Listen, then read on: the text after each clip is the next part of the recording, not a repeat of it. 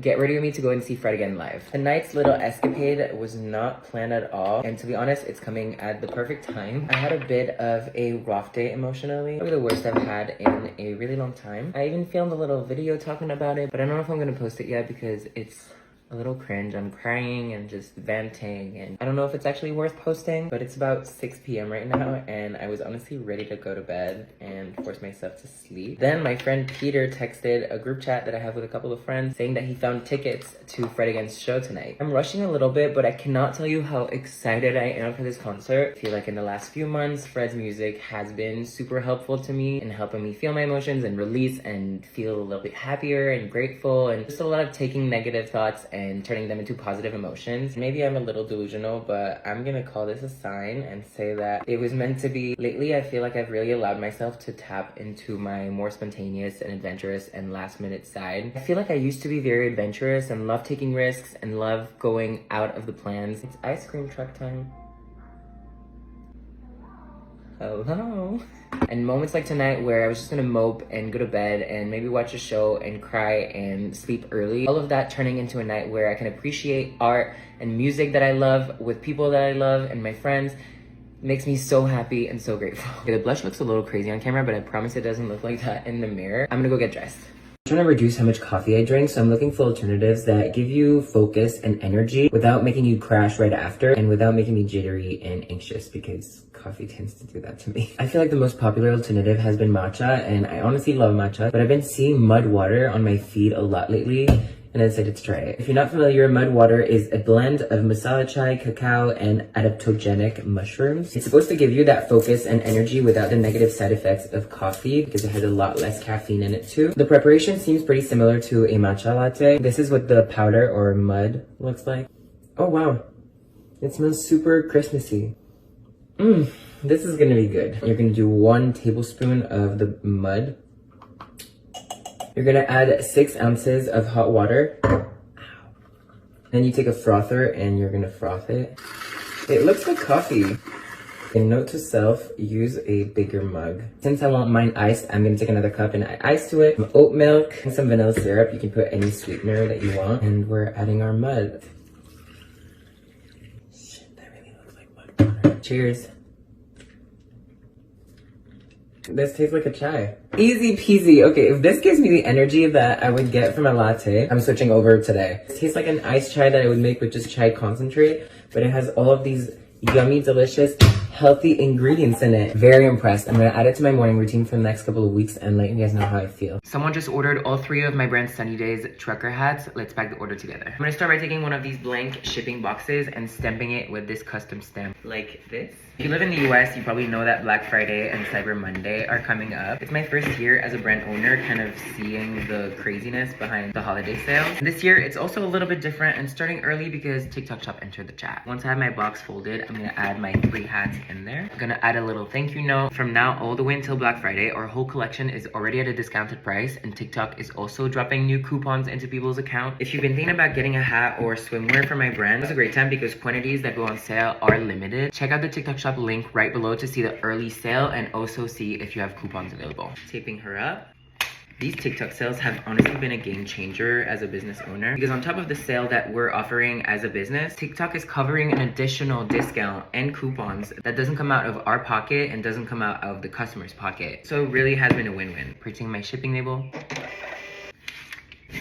She's all packed and ready to go. I'm gonna keep packing all of today's orders and then head to the post office to drop them off. Check out my TikTok shop if you wanna see those discounts before it sells out, and I hope you have the best day.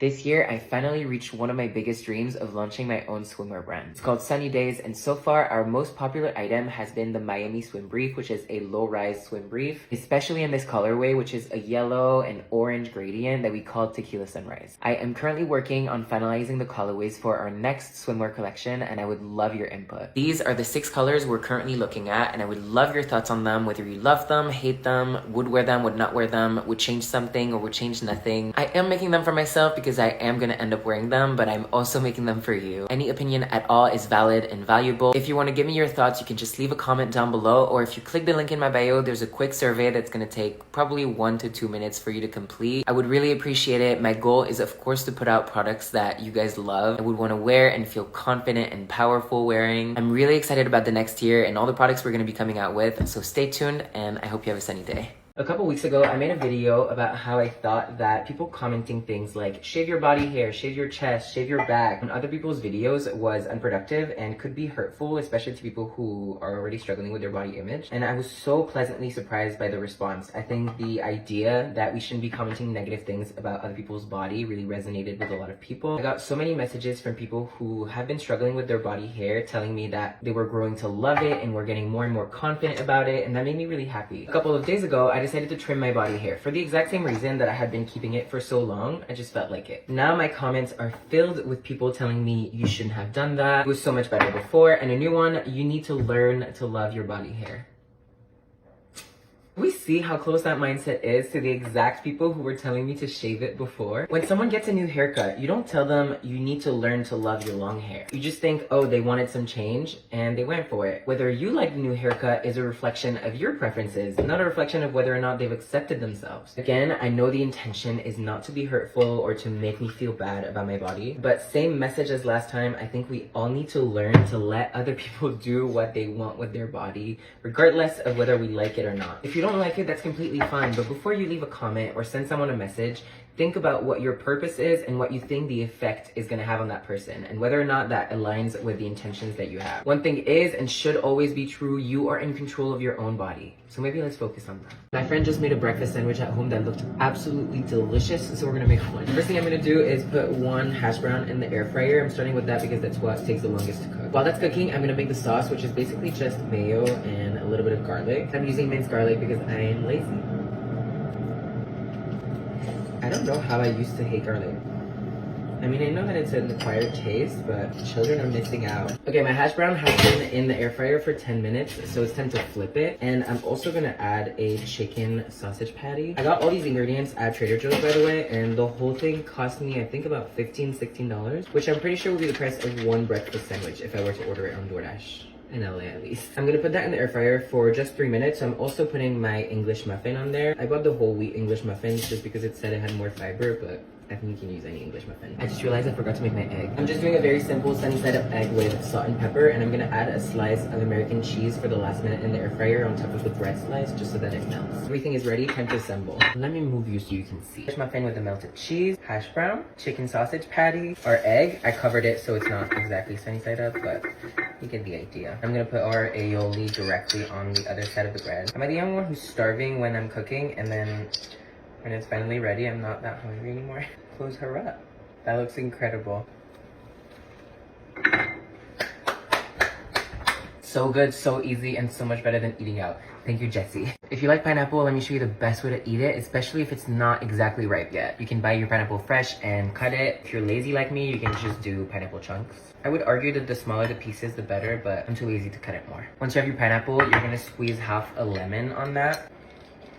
And then especially if it's not ripe yet, you're gonna add some sort of sweetener. Brown sugar, you can also just add orange juice, but my favorite is a little bit of agave. Just a drizzle. Mix her up. 3 ingredients, but it makes it so much better. Try it.